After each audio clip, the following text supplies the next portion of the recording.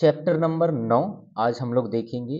सबसे पहले हम चैप्टर नंबर 9 के क्वेश्चन को सॉल्व करने से पहले हम एक काम करते हैं, उसके कुछ इंट्रोडक्शन को समझ लेते हैं। इन 3 बिंदुओं पर चर्चा कर लेते हैं कि ये 3 बिंदु हैं क्या आखिर में, क्योंकि ये बार-बार हमें क्वेश्चन में देखने को मिलेंगे, ठीक है? तो सबसे पहले दृष्टि रेखा को समझ लेते हैं। दृष्टि रेखा का मतलब है जब भी 2 व्यक्ति हैं, एक व्यक्ति ये है और एक व्यक्ति ये है, ठीक है? ये दोनों आपस में एक दूसरे को सामने देख रहे हैं, मतलब सीधी रेखा पर देखेंगे। जब भी ऐसा कुछ आएगा तो समझ जाना आप क्या है, ये दृष्टि रेखा है, ठीक है? इसके बाद में उन्नयन कोण। उन्नयन कोण वस्तु को देखने के लिए हमें अपने सिर को ऊपर उठाना होता है, ठीक है? जब भी हम बादल को देखने के लिए अपने सिर को ऊपर उठाते हैं, तो जब ऊपर उठाएंगे तो कौन सा कोण बनेगा वहां पर? उन्नयन कोण बनेगा। और जब हम ऊपर से नीचे की ओर देखेंगे तो समझ जाना अवनमन कोण बनेगा, ठीक है? अवनमन कोण, उन्नयन कोण और दृष्टिकोण तीनों अच्छे से एकदम तरीके से समझ में आ गया। चलो आगे बढ़ते हैं और क्वेश्चन को समझते हैं। क्वेश्चन क्या है हमारे पास में? तो क्वेश्चन है, सर्कस का सर्कस का एक कलाकार एक 20 मीटर लंबी डोर पर चढ़ रहा है। सर्कस का एक कलाकार जो 20 मीटर लंबी डोर पर चढ़ रहा है। तो देखो भाई, ए और सी यहाँ पर 20 मीटर है, ठीक है? तो 20 मीटर लंबी डोर पर चढ़ रहा है और ये जो डोर है वो कैसा है? तनी हुई है, ठीक है? और भूमि पर सीधे लगे खंबे के शिखर से बंधा हुआ है, ठीक है? ये डोर जो है भूमि पर बंधा हुआ है, ठीक है? और यदि लिखा भूमि पर सीधे लगे खंबे के शिखर से बंधा हुआ है, ठीक है? यदि भूमि स्तर के साथ डोर द्वारा बनाया गया कोण का हो तो खंबे की ऊंचाई याद करो। ठीक है भाई, देख लेते हैं खंबे की ऊंचाई याद करना है। तो देखो, ये इसे हम, ये खंबा है ना? इसे हम खंबा मान लेते हैं, तो खंबा लिख देता हूँ मैं, चलो, है ना? ये है खंबा, ठीक है? और ये इसे हम मान लेते हैं भूमि, है ना? ये है भूमि। अब देखो, ये है डोर, ये भी यहाँ पर लिख देता हूँ, ठीक है? अब देखना, ये कोण यहाँ पर बना हुआ है, कितने डिग्री का कोण है? 30 डिग्री का, ठीक है भैया। और देखो, ये इसके सामने वाली भुजा को हम क्या बोलते हैं?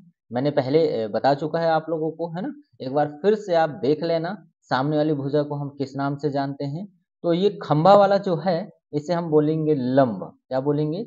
लंब। और इसके सामने वाले को हम बोलेंगे कर्ण। क्या बोलेंगे? कर्ण, ठीक है? तो अगर आपने नहीं समझा है तो एक बार देख लो यहाँ पर, है ना? देखो, ये जो कोण बना हुआ है, इसके सामने वाली भुजा को कर्ण बोलते हैं और जिसके बारे में बात चल रही है उसके सामने वाले को लंब बोलते हैं। वैसे ही यहाँ पर बना हुआ है ना? इसके सामने वाले को लंब और यहाँ पर कर्ण, ठीक? अब देखो, क्या याद करने को बोल रहा? खंबे की ऊंचाई याद करना। तो खंबा ये है, इसकी ऊंचाई याद करना है। तो इधर हम क्या कर लेते हैं? हल, ठीक है? तो हल करेंगे। हल में देखना क्या दिया है, तो सबसे पहले दिया है लिख लेंगे अपन, दिया है। तो दिया है क्या? एक समकोण बना है, तो इधर लिख लेते हैं समकोण। समकोण त्रिभुज ए बी और सी में, समकोण त्रिभुज ए बी सी में, है ना? इसके बाद में ए बी सी, इनमें क्या मान दिया हुआ है? तो ए बी क्या है? खंभा है। क्या है? ए बी खंभा है, तो लिख लेते हैं ए बी खंभा है। तो ए और बी क्या है? खंभा है, ठीक है? बी सी यहाँ पर क्या है? तो बी सी यहाँ पर भूमि है, तो यहाँ पर हम लिख लेते हैं बी सी क्या है? भूमि है, तो बी सी भूमि है, ठीक है भाई? और ए सी क्या है? तो ए सी यहाँ पर अपन क्या लिख लेंगे? डोर है, तो कितने मीटर डोर है? तो 20 मीटर डोर है, ठीक है? यहाँ तक आपको क्लियर हुआ? डोर, डोर है। चलो, यहाँ तक क्लियर हो गया, ठीक? अब अपने को निकालना क्या है? तो सबसे अच्छा, लंब कर्ण दिया हुआ है, तो लंब कर्ण किसके बराबर होगा? तो आपको पता है, देखो यहाँ पर लंब कर्ण साइन के बराबर है। किसके? साइन थीटा बराबर क्या होता है? लंब बटे कर्ण होता है, ठीक है? ये बता चुका है मैंने, अगर नहीं देखा वीडियो तो एक बार आप देख लेना। तो चलो यहाँ से अपन सॉल्व करना चालू करते हैं। तो साइन, अब साइन थीटा निकालना है।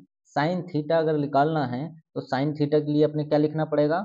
लंब बटे कर्ण। तो यहाँ पर अपन लिख देते हैं लंब बटे कर्ण, ठीक है? यहाँ तक समझ में आ गया? लंब बटे कर्ण लिख लिए। लंब क्या है? तो लंब है ए और बी, तो यहाँ अपन लिख लेते हैं ए और बी। और यहाँ पर कर्ण क्या है? कर्ण क्या है? ए और सी, तो यहाँ पर अपन लिख लेते हैं ए और सी, ठीक है? अब मैंने इससे पहले आप लोगों को बताया था, इधर एक काम करते हैं, साइन थीटा का मान कितना दिया हुआ है, 30 डिग्री दिया है। साइन थीटा का मान कितना दिया है, 30 डिग्री। तो अपन यहाँ पर लिख लेते हैं साइन साइन साइन थीटा का मान कितना है, 30 डिग्री। तो यहाँ 30 डिग्री लिख लेंगे, बराबर क्या आएगा, ए बी अपॉन ए सी का मान कितना दिया हुआ है, तो 20 मीटर। तो यहाँ पर अपन लिख लेते हैं 20। ठीक है, अब एक काम करते हैं, यहाँ पर इस वैल्यू का मान तो पता ही है आपको, साइन थीटा कैसे निकालते हैं ये भी पता रखा है मैंने, है ना। तो इसका मान जो होता है वो 1/2 होता है, बराबर ए बी और अपॉन में 20 लिखिए। ठीक है, तो एक काम करते हैं, ऐसे क्रॉस मल्टीप्लिकेशन कर देते हैं, इधर से इन दोनों 20 को 1 से मल्टीप्लाई करेंगे। ठीक है, या तो अपन एक काम करते हैं, इन दोनों को काट देते हैं, तो 2 से ये 10 बार में चला जाएगा। ठीक है, अब मल्टीप्लाई कर लो, तो क्या आएगा, इसकी मल्टीप्लाई मतलब ए बी बराबर क्या, इन दोनों को मल्टीप्लाई करेंगे तो कितना आएगा, 10 मीटर आएगा। यहाँ तक समझ में आ गया। ठीक है, यहाँ तक अगर आपको समझ में आ गया है तो क्वेश्चन का आंसर हमारे पास में आसानी से निकल गया। ठीक है, चलो नेक्स्ट क्वेश्चन समझते हैं। ये क्वेश्चन आप देख लो, स्क्रीनशॉट ले लो, बहुत इजी क्वेश्चन है, बस आपको ध्यान रखना है, क्वेश्चन को पढ़ना है। अगर मैथ्स अच्छा करना है तो आपको कॉन्सेप्ट को समझना पड़ेगा, जितना ज़्यादा आप कॉन्सेप्ट समझेंगे उतना ज़्यादा क्वेश्चन आपको आता रहेगा। ठीक है, चलो आगे बढ़ते हैं और क्वेश्चन को देखते हैं कि क्वेश्चन में क्या है। तो सबसे पहले हम क्वेश्चन को समझते हैं कि क्वेश्चन में दिया क्या है।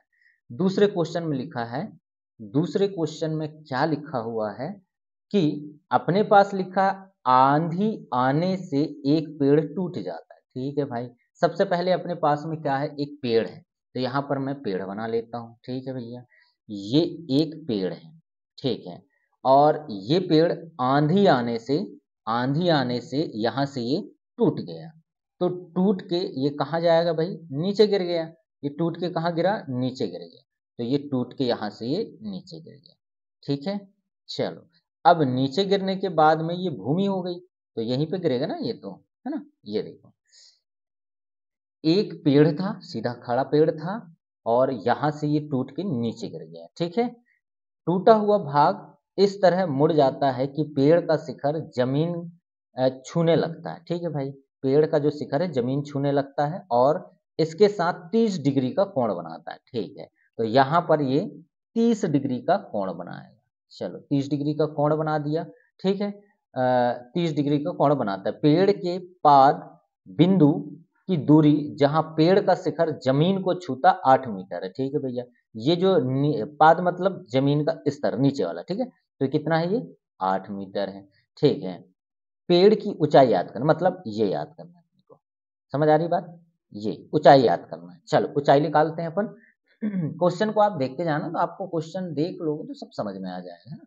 ठीक है, माना कि अपने को देखना है, क्वेश्चन में लिखा है माना ए बी, क्या लिखा, ए बी पेड़ का क्या है, आधा भाग है।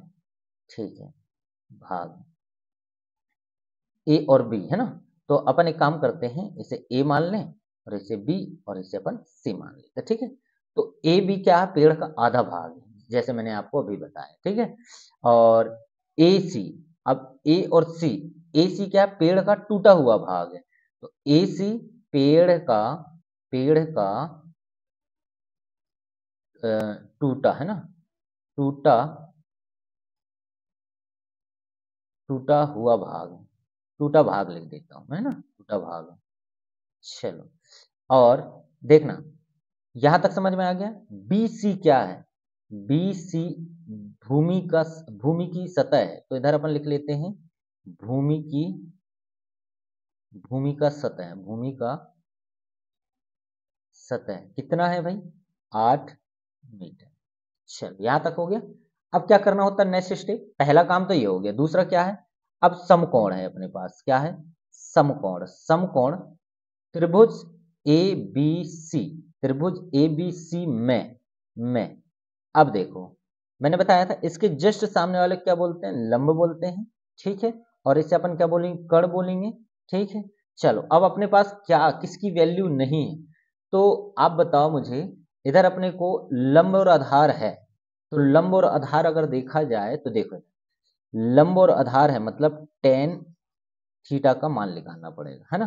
तो टेन थीटा का मान निकालना, तो टेन थीटा बराबर लंब बटे क्या हो जाएगा, लंब बटे आधार हो जाएगा, है ना, लंब बटे आधार। तो यहाँ पर देख लो आप, लंब बटे आधार, ठीक है। चलो, तो टेन थीटा, थीटा का मान कितना है, 30 है, तो टेन थीटा, अब थीटा की जगह मैं मान लिख देता हूँ, तो इससे काट देता हूँ, है ना, बराबर ए बी, लंब क्या है ए बी, और आधार क्या है, आधार यहाँ पर आधार इसे मानेंगे अपन, है ना, इधर लिख देता हूँ आधार, ठीक है। अब ए बी बराबर क्या है, बी सी, बी सी कितना 8 है, 8 लिख देता हूँ। यहां तक समझ में आया, है ना। एक काम करते हैं, इसका मान क्या है, तो 1/√3 है, ठीक है, देख लेना आप।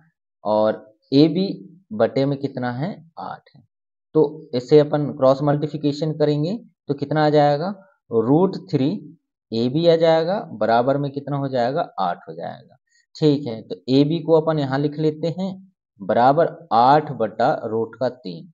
अब रूट किस में आ गया, रूट बटे में आ गया, रूट बटे में आया मतलब अपने को मल्टीप्लाई करना पड़ेगा, ठीक है।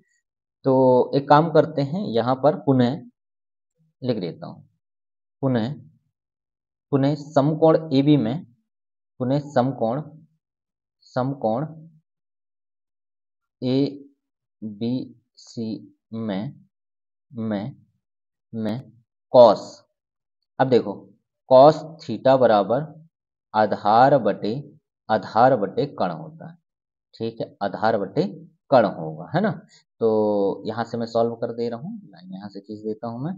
तो कॉस कॉस कितना है, 30 अपन मान लेते हैं, कॉस कितना है 30, तो कॉस कॉस 30 डिग्री बराबर क्या है, 8/AC, 8/AC। तो रूट का कितना है, इधर 3 है, और इधर कितना आ गया, 2 आ गया, बटे बराबर 8 और AC, ठीक है भाई, दोनों को अपन ने कॉमन मान लिया, ये 8 बटा इसका निकल के आए थे, अब इसका हो गया।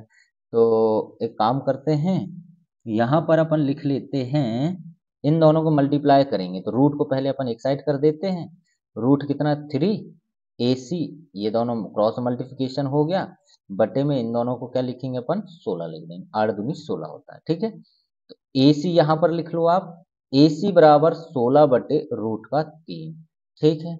अब रूट का 3 तो आ गया, पेड़ की कुल ऊंचाई अपने को निकालना है, अब समझना है ना, यहाँ पर अपने क्या निकालना पड़ेगा, अब ये AC बराबर इतना निकल के आया है ना, तो पेड़ की क्या निकालना है, पेड़ की कुल कुल ऊंचाई निकालना है अपने को, ऊंचाई। तो A B plus A C, A B plus A C, तो निकालो भैया, ए बी कितना आया था, ए बी आया भाई कितना आया था, 8/√3 आया था, है ना। और ए सी कितना आया था यहाँ पर, तो ए सी 16/√3 आया था। तो एक काम करते हैं, इन दोनों का एलसीएम ले लेते हैं, तो इधर सेम आ जाएगा, √3, है ना, और इन दोनों को प्लस कर देते हैं, तो 8 + 16 हो गया, बराबर आगे बढ़े। अब 8 प्लस इन दोनों को प्लस करेंगे तो कितना आएगा, 24 आएगा, ठीक है। तो 24√3 और बटे में क्या आ जाएगा, बटे में 3 आ जाएगा, ठीक है भाई। आगे बढ़ते हैं, अब एक काम करो, इसको ये चला जाएगा 8 बार में, ठीक है, 8 तिया 24 होता है, 8 दूनी 8 एकम 8, 8 दूनी 16, 8 तिया 24, ठीक है।